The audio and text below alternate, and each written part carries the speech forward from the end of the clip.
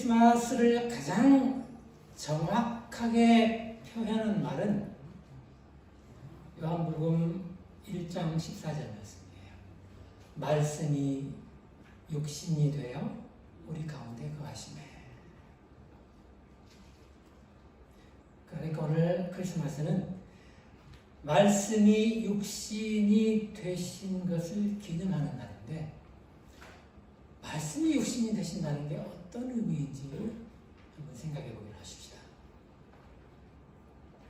요한은 제-위위격 하나님을 말씀이라는 이름으로 부릅니다. 그래서 요한복음 1장 1절 태초에 말씀이 계시니라. 이 말씀이 하나님과 함께 계셨고 이 말씀은 하나님이셨고, 우리가 보통 일반적으로 말할 때 말씀 그러면 윗 어른들한테 사용하는 공손한 표현으로 말을 말씀이라고 이렇게 하잖아요. 요한이 말하는 말씀은 그런 말씀이 아니에요. 요한의 언어에서 이 말씀이라는 단어는 성자 하나님의 별명입니다. 어떤 분들은 이 말씀이라고 하니까 이 말씀을 그냥 말의 높임말로 이렇게 이해를 하기도 해요. 그래서 요한복음에 만물이 말씀으로 말미암아 창조되었는데 하나도 이 말씀으로 인하여 창조되지 않은 것이 없다. 이 구절하고 태초에 하나님이 말씀으로 창조하셨다. 천지를 말씀으로 창조하셨다. 이거하고 동일한 의미라고 생각을 해요. 그러나 전혀 그렇지 않습니다. 하나님이 말씀으로 창조를 하셨잖아요. 빛이 있으라 말을 하셨어요. 말씀하셨어요. 그럴 때 이 하나님의 말이라는 것은 하나님의 능력이 발현되고 시행되는 기능과 수단이에요. 하나님이 말로 하지 않고 그냥 눈빛으로 이렇게 세상을 창조하실 수도 있잖아요. 아예 그냥 하나님이 생각으로만 창조하실 수도 있습니다. 이렇게 하나님의 능력을 시행하는 방법이 됐어요. 이 말이라는 것은. 그러나 요한이 말하고 있는 만물이 말씀으로 말미암아 지은 바 되었다 했을 때 그 말씀은 이 제-위위격이신 하나님, 만물이 그 하나님에 의해서 창조되었다, 그런 뜻입니다. 그래서 말씀이라는 이름의 그 제-위위격 하나님이 제1위격 하나님과 함께 공동으로 이 천지 창조의 주체가 되셨다는 뜻이에요. 그런데 많은 사람들이 이렇게 오해를 하는 이유는 이 성경 번역을 할 때 그 과정에서 생겨난 거죠. 이 원문에는 로고스라는 단어가 사용이 되고 있는데 이 로고스를 우리말 성경에서는 말씀으로 번역을 했어요. 영어 성경도 word로 번역을 했어요. 그러니까 말씀, 하나님의 말씀, 이렇게 오해를 하기 쉬워요. 그래서 우리가 말씀 대신에 원문의 단어 로고스를 넣어서 얘기를 하면 태초에 로고스가 계십니다. 그리고 그 로고스는 하나님과 함께 계셨고 그 로고스가 하나님이셨다. 그리고 그 로고스가 육신이 되셨다. 이렇게 얘기할 수 있겠죠. 그래서 그 제2위격 하나님이 육신이 되셨습니다. 육신이라는 단어는 하나님과 양립할 수 없는 우리 인간의 존재 양식이에요. 우리는 육체 가운데 있잖아요. 육체를 가지고 있잖아요. 육신이 있습니다. 하나님은 영이시기 때문에 육신을 가지실 수가 없어요. 그래서 인간이 육신을 가졌다는 것은 하나님과 뚜렷하게 구별되는 특징입니다. 하나님뿐만 아니라 천사와도 구별이 돼요. 천사는 육신이 없잖아요. 그래서 장가도 가지 않고 시집도 가지 않고 예수님 말씀에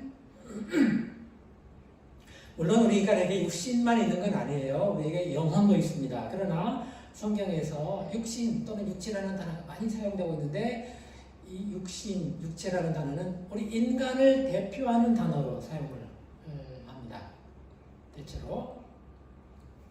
그래서 말씀이 육신이 되셨다 하는 것은 하나님이 인간이 되셨다는 뜻이에요. 물론 인간이 되시기 위해서 우리와 같은 육신을 가지셔야 했습니다. 그리고 이 육신을 갖는 방법으로 로고스 하나님은 어머니를 통해 태어나시는 방법을 선택하셨습니다. 하나님이 인간이 되는 것 자체가 신비예요. 그리고 우리가 우리의 이성과 지능으로 이해하고 깨달을 수 있는 일이 아닙니다.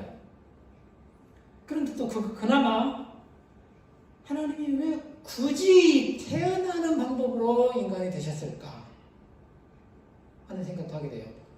뭐 태어나지 않더라도 하나님께서는 얼마든지 다른 방법으로 성의에 그 몸을 입으시고 짠 이렇게 나타나실 수도 있단 말이에요.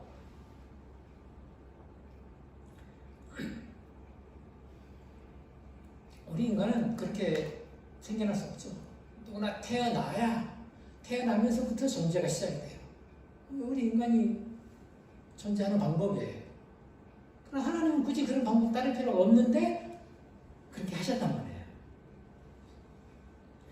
우리 일반적인 생육 방식을 통해서 우리와 똑같이 그렇게 인간이 되셨단 말이죠. 그런데 아기로 태어난다는 거, 아기가 된다는 거, 이것은요, 어머니의 보호와 양육이 없이는 생존할 수가 없는 가장 연약한 상태가 된다는 뜻입니다. 태초에 창조주이셨던 그 로고스 하나님이 어머니의 보호와 양육이 없으면 생존할 수 없는 상태가 되었다는 거예요. 어떻게 하나님이 이보다 더 낮아지실 수 있습니까? 어떻게 이보다 더 인간이 되는 것만으로도 하나님이 낮아지신 것인데 어머니의 보호가 없으면 생존이 불가능한 그 연약한 아기가 태어났다는 것. 어떻게 이보다 더 낮아질 수가 있어요?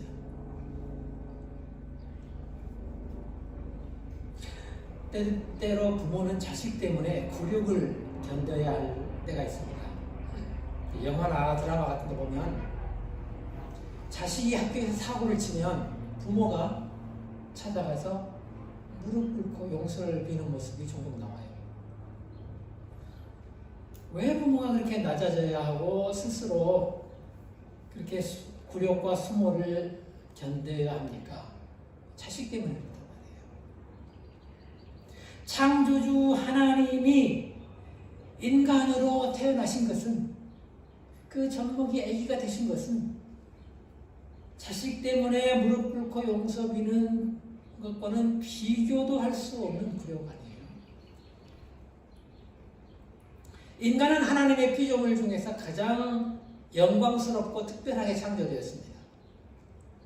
하나님의 형상을 가진 것은 인간뿐이에요. 그런데 문제는 그 인간이 범죄하고 타락해서 그 고귀한 하나님의 형상이 심각하게 손상이 되어버린 것입니다. 그래서 이 타락한 인간은 하나님과 원수가 되었다고 했어요. 우리가 그냥 하나님과 원수라고 하니까 너무 표현이 과하다는 생각이 들긴 해요. 그런데 영어로 한다면 enemy, 하나님의 enemy가 적이 됐어요. 적. 그러니까 하나님과 대치하고 있는 그 적군, 원수에게 우리는 붙잡혀가지고 그 원수 편에 서게 된 거예요. 이것이 타락의 결과입니다. 그리고 그것은 영원한 멸망을 의미합니다.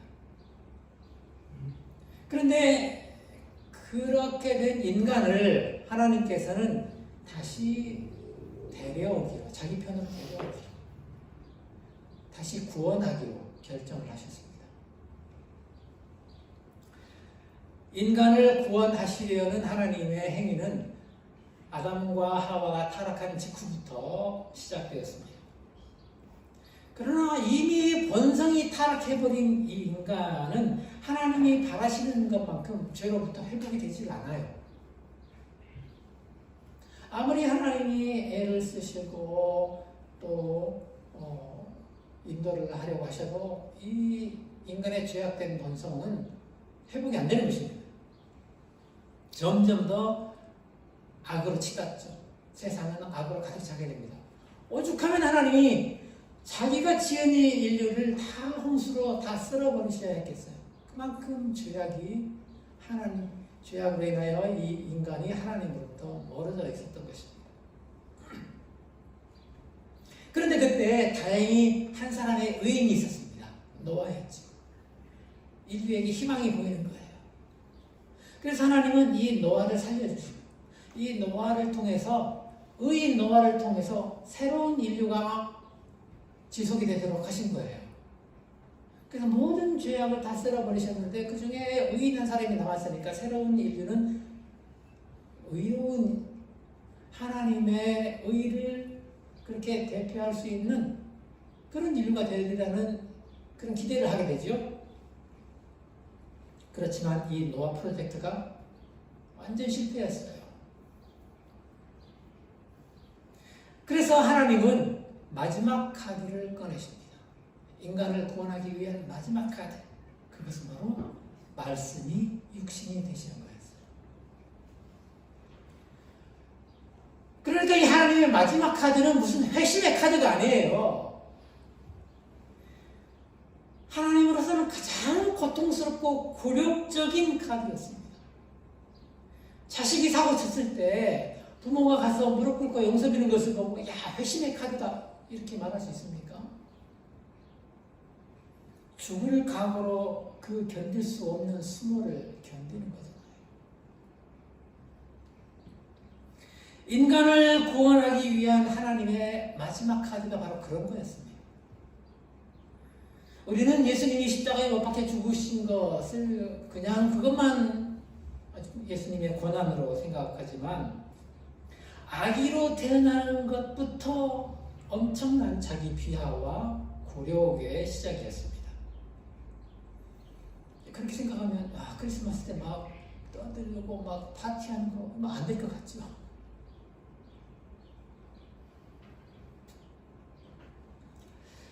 그럼에도 불구하고 예수님의 탄생은 말씀이 육신이 되시려는 그 하나님의 인간 구원 계획에 의해서 주도 면밀하게 시행이 됩니다. 자, 노아 프로젝트가 실패한 후에 하나님은 아브라함을 선택을 하시죠. 그래서 그 아브라함의 후손, 이스라엘 족속입니다. 이 이스라엘 족속을 특별 관리하십니다. 왜냐하면 이 아브라함의 후손을 통해서 메시아, 구원자를 보내기로 하셨기 때문입니다. 그리고 그 언약은 다윗에 와서 더 명확해져요. 아브라함의 후손 중에서 이제는 다윗의 후손으로 범위가 좁혀집니다.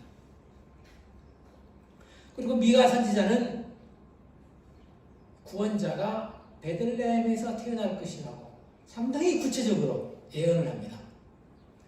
베들레헴은 다윗의 고향이에요. 그래서 다윗의 후손으로 구원자가 오신다는 것과 앞뒤가 맞죠. 다윗의 후손이 다윗의 고향인 베들레헴에서 태어나면 메시아라는 하나의 조건이 충족되는 거예요. 그리고 수백 년의 세월이 흐른 후에 바울의 표현을 빌리자면 때가 참에 하나님이 그 아들을 보내기로 하십니다. 그래서 하나님의 보내심을 받은 천사가 나사렛이라는 동네를 찾아가요. 그리고 마리아에게 나타나서 얘기를 합니다.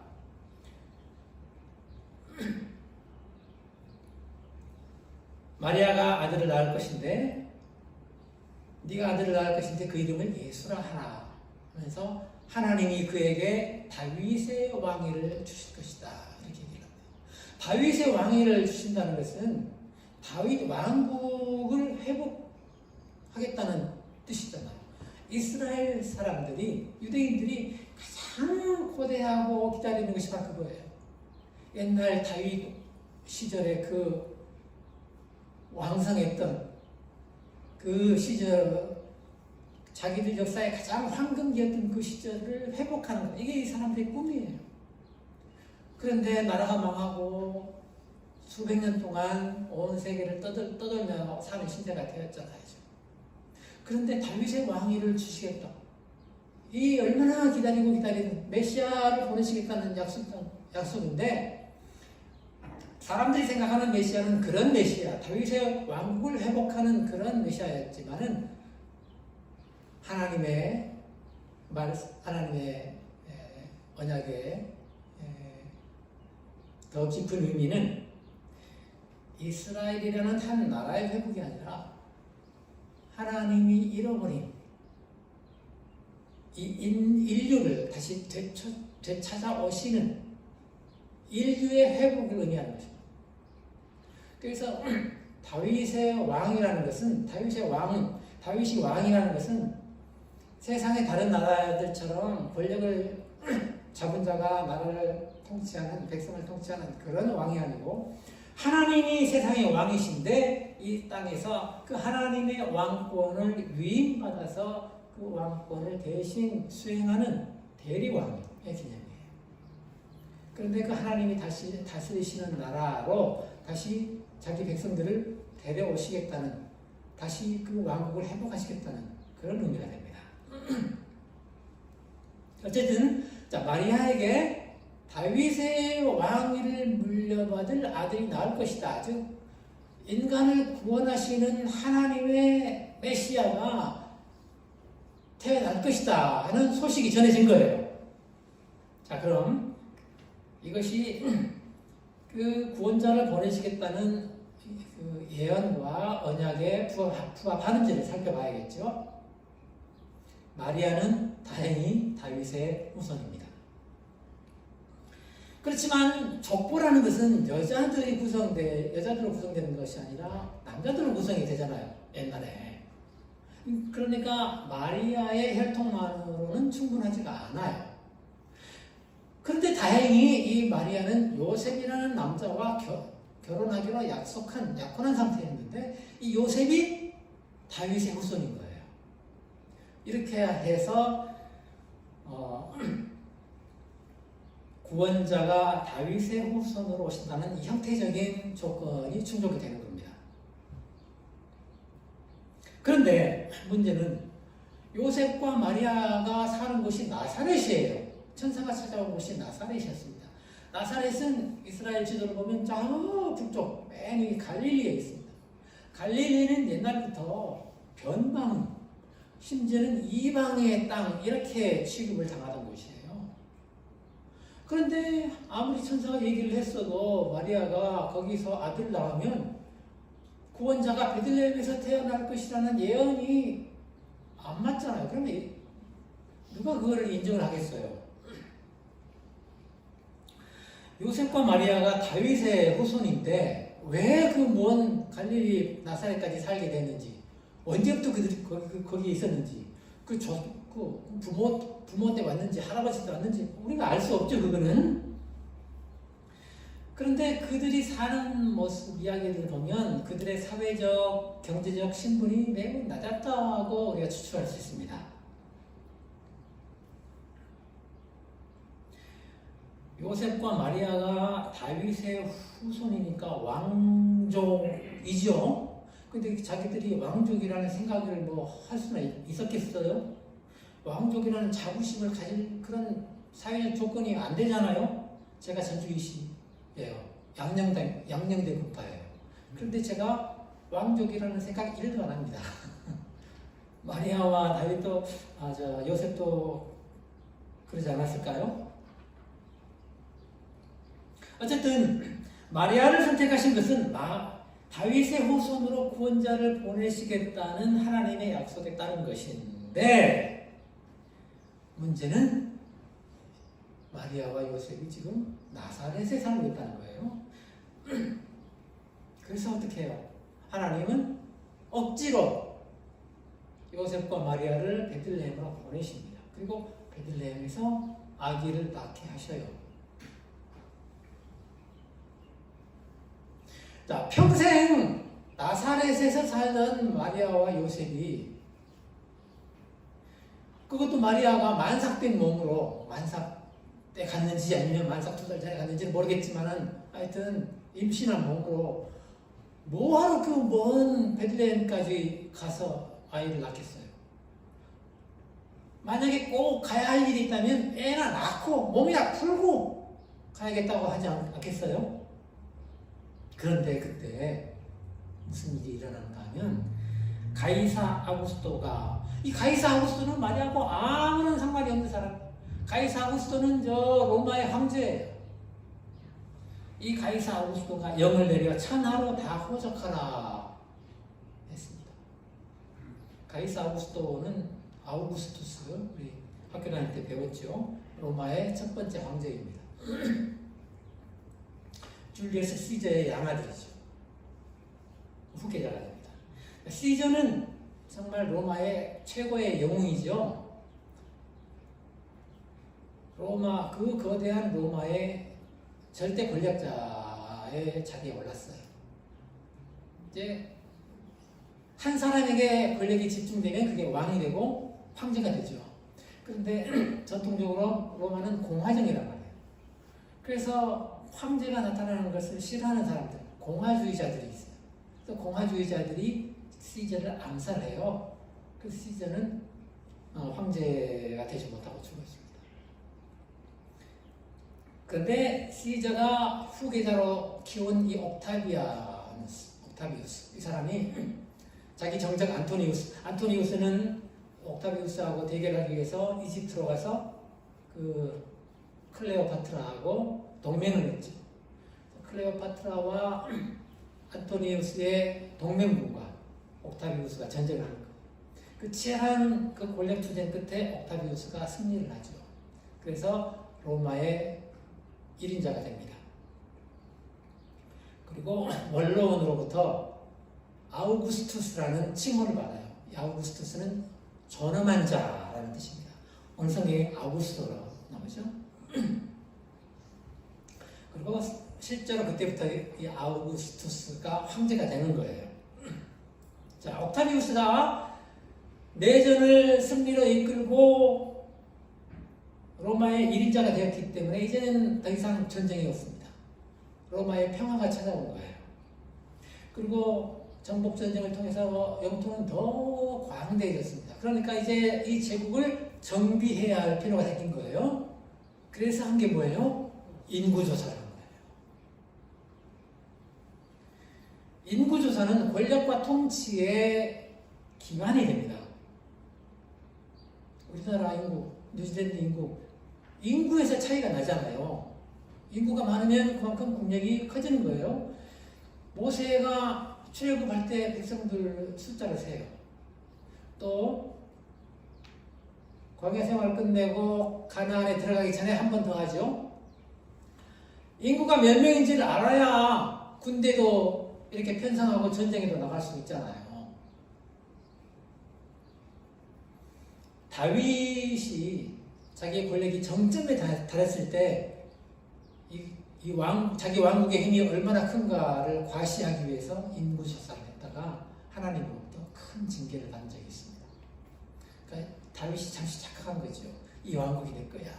내가 왕이야. 아까 말씀드린 것처럼 다윗의 왕위는 하나님의 그 왕 되심을 대신 위임받아 지금 시행하는 거여야 되는데 다윗이 착각해요.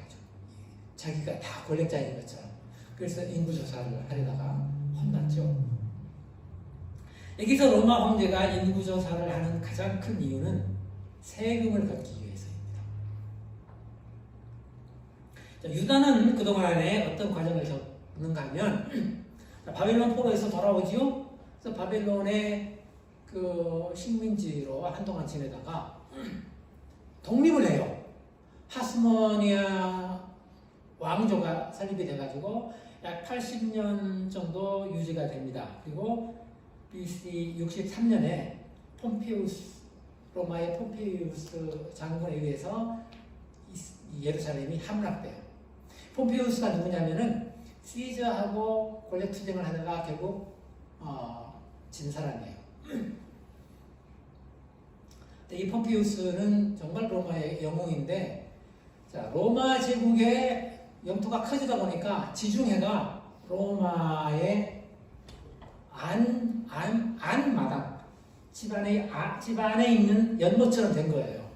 그런데 지중해가 조그만 바다가 아니잖아요. 제국 내에 있긴 하지만 너무 위험해서 다닐 수가 없어요. 왜냐하면 해적들이 너무 들끓어서. 그런데 그 해적을 다 소탕한 것이 바로 이 폼페이우스예요. 이 폼페이우스가 가장 정말 이 로마 제국을 확장하는 과정에서 제일 골치 아픈 데가 이 유다예요. 유다는 정말 반역의 땅이라고 했어요. 그런데 그 반역의 땅 유다를 정복한 것이 폼페이우스인데, 예루살렘에는 이 여호와 성전이 있잖아요. 그래서 이 여호와 성전을 중심으로 유대인들이 뭉치고 거기에 샘을 얻어가지고 이렇게 나와서 싸우고 하니까, 야, 도대체 이 여호와의 성전에 뭐가 있나 다들 궁금해했다는 거예요. 그래서 폼페이우스가 예루살렘을 함락시키고 예루살렘 성전에 들어갔다는 거 아니에요. 들어갔다 나오면서 아무것도 없네. 그렇답니다. 어쨌든 이 폼페이우스에 의해서 예루살렘이 함락되고 유다는 로마 제국에 편입이 됐겠죠. 그리고 이 유다는 그 이두메 출신의 헤롯이라는 사람이 로마의 호강을 입어요. 로마에 막 뇌물 바치고 해가지고 이 유다의 왕으로 임명을 받아요. 그래서 유다를 통치하고 있었어요. 이게 헤롯 대왕이에요. 예수님 태어나실 때 그 왕이에요. 어쨌든 그래서 유다도 이 로마에 편입이 되었기 때문에 인구조사를 해야 되겠죠. 그래서 인구조사를 하기 위해서 이 로마 제국 내에 있는 모든 사람은 자기 고향으로 돌아가야 하는 거예요. 그래서 갈릴리 나사렛에 살고 있는 마리아와 요셉도 자기 조상들의 고향, 자기 고향이 아닐지 몰라요. 조상들의 고향이에요. 베들레헴까지 와야 하는 거예요. 그리고 거기서 아들을 낳죠. 로마의 절대 권력자 아구스토는 메시아가 베들레헴에서 태어나야 한다는 그 예언을 성취하도록 하기 위해서 인구조사를 명령한 것이 되었습니다. 아구스토가 뭘 알고 딱 그때 맞춰가지고 인구조사를 명령했겠어요. 아구스토는 몰랐지만, 자기는 몰랐지만 하나님의 시간표 속에서 하나님의 계획이 성취되도록 하는데 봉사한 거예요. 아무리 로마의 황제를 할지라도 하늘의 왕 아래 있는 하늘의 왕의 지배를 받고 있기 때문입니다. 자, 그렇게 해서 예수의 출생이 그냥 저 나사렛 시골에서 아무도 몰래 이루어진 것이 아니라 예언한 대로 베들레헴, 다윗의 고향 베들레헴에서 이루어지고, 그것도 로마 제국의 공식 호적 등본에 등재가 된 거예요.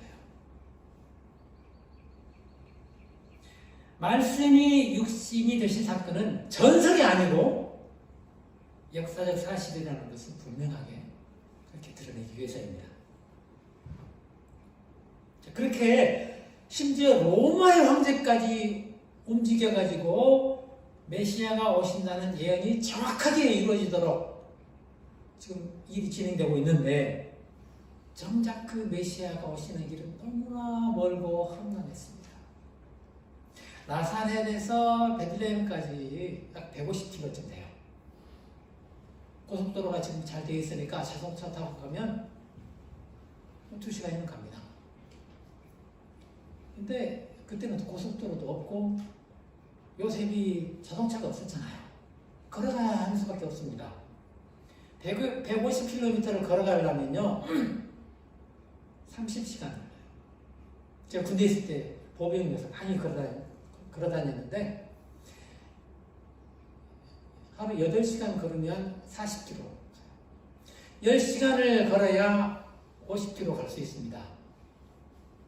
150km 가려면 하루 10시간 걸어서 사흘 되면 가겠죠. 근데 요셉과 마리아가 3일 만에 그 길을 갈 수 있었겠습니까? 배가 불러가지고 있는 이 임산부가 하루에 10시간, 그냥 5시간 걷기도 힘들었을 거예요. 그렇다면 일주일 넘게 걸리지 않았겠어요? 그것도 그냥 곧바로 사마리아를 지나서 오면은 150km인데, 사마리아 지나다니는 거, 유대인들이 사마리아 지나다니는 거 쉽지 않잖아요. 그래서 예수님도 사마리아 지나가실 때도 있었지만은 대체로 강 건너서, 요단강 건너서 삥 돌아서 이렇게 다녀요. 그럼 200km가 되는 거예요.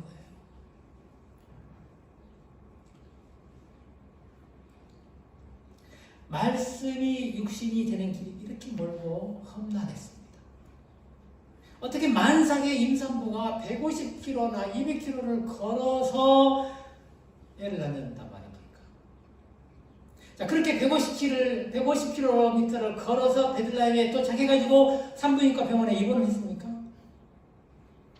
산부인과는 그냥 모텔 방도 못 잡았잖아요. 자, 유대인들이 지금 요셉이나 마리아처럼 갈릴리에서 베들레헴 오는 것은 양반이에요. 유대인들이 지금 전 세계에 다 흩어져 살고 있습니다. 로마 제국 내 여기저기 다 뭐 그리스, 이집트, 뭐 온갖 안 간 데가 없이 그 살고 있어요. 바울이 전도여행 하러 다니면 가는 데마다 유대인의 회당이 있잖아요. 이렇게 유대인들이 방방곡곡에 흩어져 살고 있는데 그 유대인들이 전부 다 고향으로 와야 되는 거예요.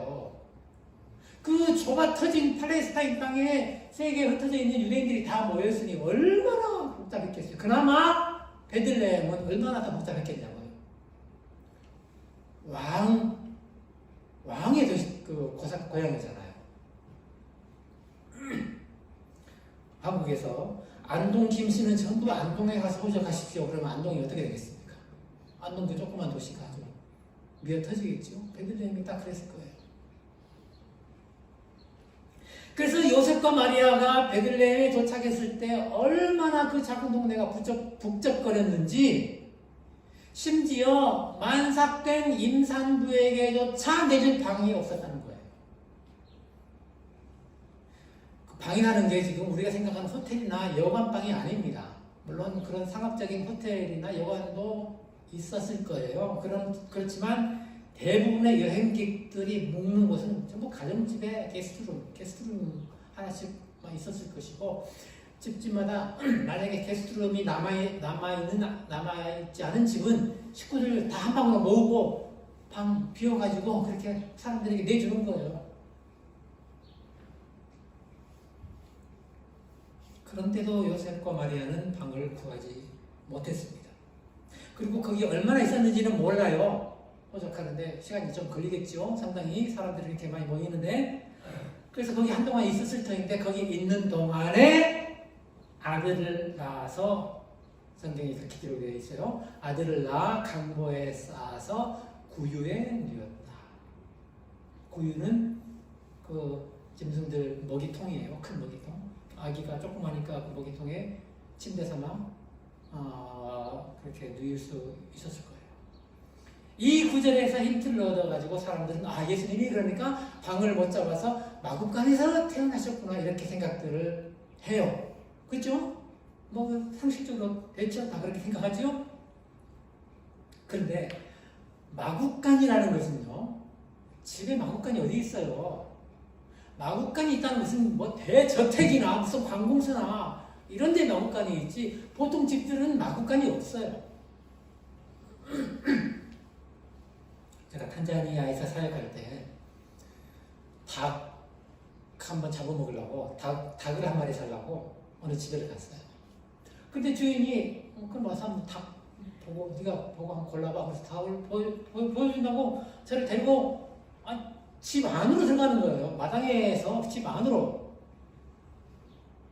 집 안에 방들이 있을 텐데 왜 집 안으로 데려가는가 했는데, 구석에 방 하나에 닭들이 살고 있었어요.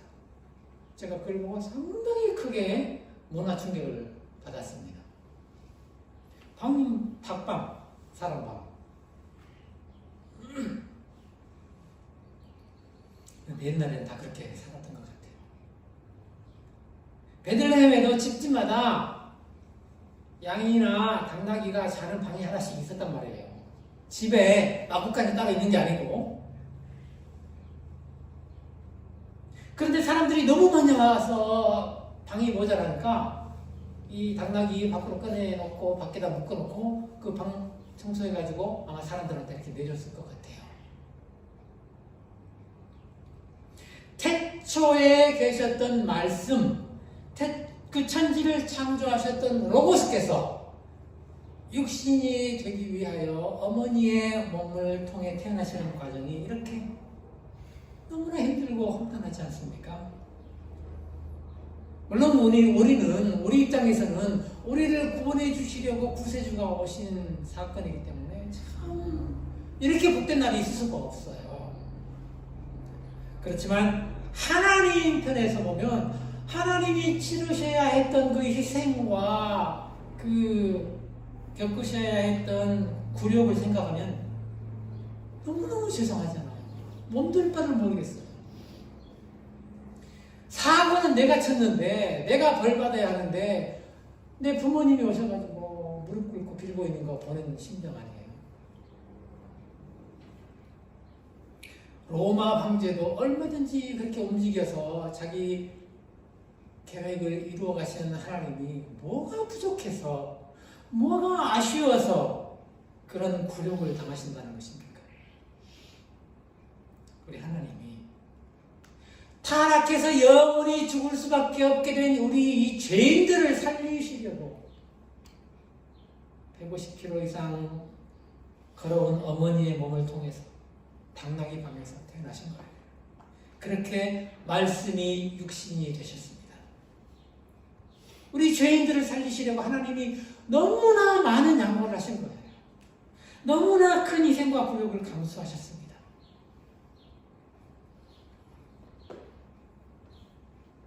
말씀이 육신이 되셨을 때 성경에는 천사들이 나타나서 하늘에는 영광이요 땅에는 평화로다 이렇게 찬송을 했다고 했지만 말씀이 육신이 되는 것을 보는 대부분의 천사들은 한없이 흘러내리는 눈물을 주체하지 못했을 거라고 생각돼요. 그렇게 육신이 되신 말씀 앞에 우리는 그저 엎드려 경배하고 찬송을 올릴 뿐입니다. 오 주님, 영광을 받으시옵소서. 기도하겠습니다. 하나님, 태초부터 계셨던 하나님, 천지의 창조주시고 주인이신 하나님, 그 하나님이 우리 죄인들을 살리시려고 마지막 카드를 꺼내셨는데 바로 자기 자신이 우리 죄인의 모습으로 이 땅에 오시는 것이었고 이 세상에서 어느 누구보다도 더 비천하게 태어나시고 또 고통스럽게 살다가 죽음을 당하신 것이었습니다. 그렇게 이 세상에서의 육신의 삶을 시작하신 날을 오늘 우리가 맞이했는데 우리에게는 참 복되고 감사한 날이지만 하나님이 치르셔야 했던 그 큰 희생과 굴욕과 양보를 생각하며 더욱 하나님 앞에 올바로 선 하나님의 충성스러운 자녀가 될 수 있도록 믿음을 더하여 주시옵소서. 우리 주 예수님의 이름으로 기도합니다.